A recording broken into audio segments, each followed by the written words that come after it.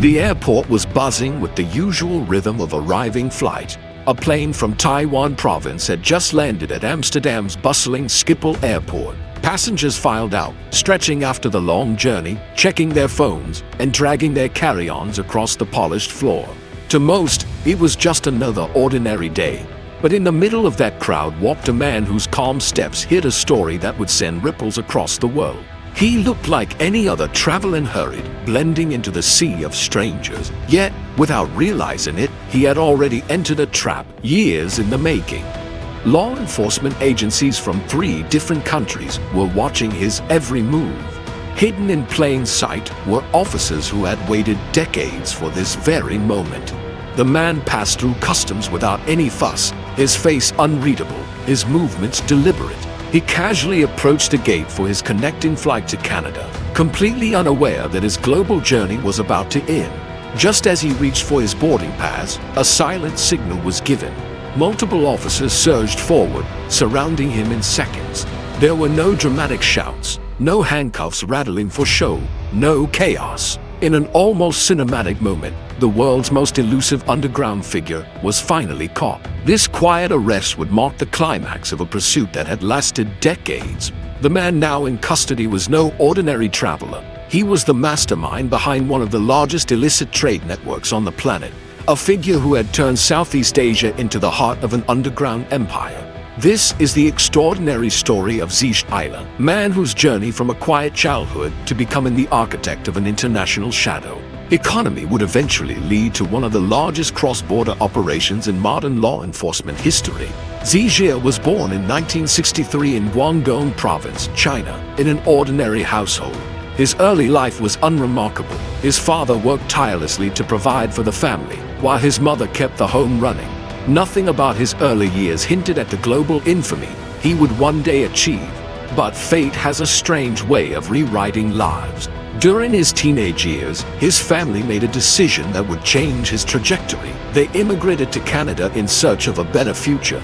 Life in Vancouver was a stark contrast to the familiar streets of Guangdong. Xie was now in a new world, surrounded by opportunities and challenges. He worked small jobs, a dishwasher, a waiter, learning the rhythms of this foreign country.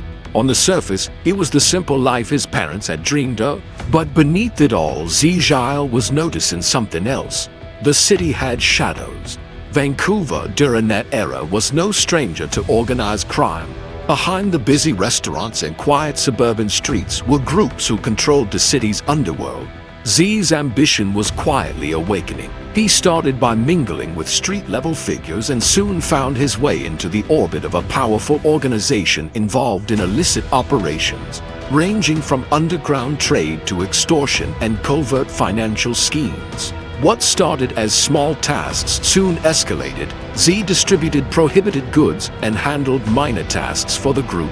Though he was just another young man on the streets, his intelligence and calculating nature set him apart. He studied how the underworld worked like a man preparing for a future no one else could see. By the 1990s, Xie Zhile's ambitions had outgrown the group that first introduced him to this world. He wanted more than the role of a small player. He wanted to command the game. Breaking away from the triads was risky, but Xie had a plan. He realized that the real wealth in the underground economy lay in controlling the supply chain of forbidden goods, not just moving them, but creating and distributing them on a global scale.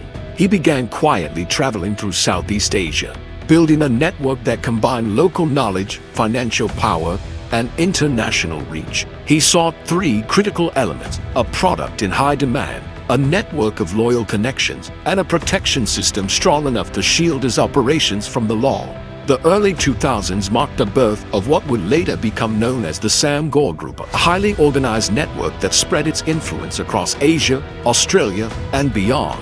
Xie Zhile's genius lay in treating his illicit network like a corporation. He established hidden facilities in remote jungles, leveraged shipping routes that had existed for decades, and relied on discreet financial fronts to mask the movement of his operations. Sam Gore evolved into a well-oiled machine. In the jungles of Myanmar, secure compounds operated like industrial plants, producing staggering amounts of high-demand goods that would quietly travel through Asia and eventually to ports around the globe. Every step of the process was insulated by layers of deception shell companies, front businesses, and bribed officials who looked the other way. By the mid-2010s, Xie Zhile had become a ghost in the world of international law enforcement. His network was earning billions each year, and his face was barely known outside the tightest inner circles. But shadows can't hide forever. Across the Asia-Pacific region, authorities began noticing a pattern. Seizures of forbidden goods with identical packaging and chemical signatures were being reported from Australia to Japan, from Malaysia to New Zealand. The shipments were clever hidden in tea bags, printer cartridges, or even sealed inside everyday items like floor tiles and vacuum-packed food. But no matter how carefully the disguises were crafted, patterns emerged. Investigators were slowly tracing them back to a single invisible architect, Xie Zhile. Years of painstaking investigation followed. International agencies quietly coordinated, sharing intelligence, intercepting shipments, and mapping the sprawling network that stretched across oceans and continents. The breakthrough came in 2021, after nearly a decade of relentless pursuit. On January 22nd, law enforcement finally had their chance. Xie Zhile boarded a flight from Taiwan, intending to travel through Amsterdam to Canada. What he didn't know was that the net had already closed around him. The Australian Federal Police, Interpol, and Dutch authorities were synchronized like clockwork. When Xie walked calmly toward his gate at Schiphol Airport, he unknowingly stepped into the final act of his story. The arrest was quiet, almost anticlimactic for a man of his global notoriety.